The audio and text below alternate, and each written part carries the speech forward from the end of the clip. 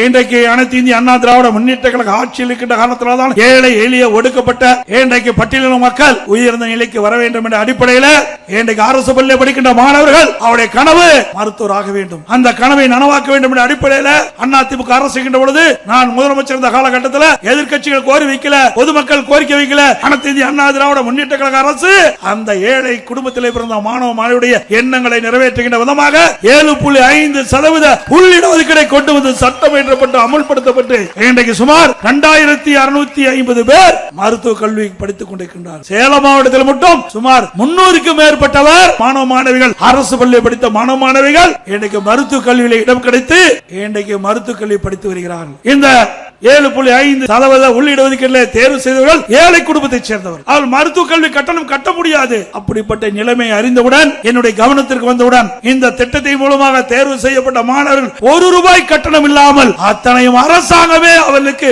கட்டணத்தை செலுத்தி அவர்கள் மருத்துவ கல்வி கற்க ஒரு வாய்ப்பை உருவாக்கி தந்த அரசாங்கம் அதிமுக அரசு.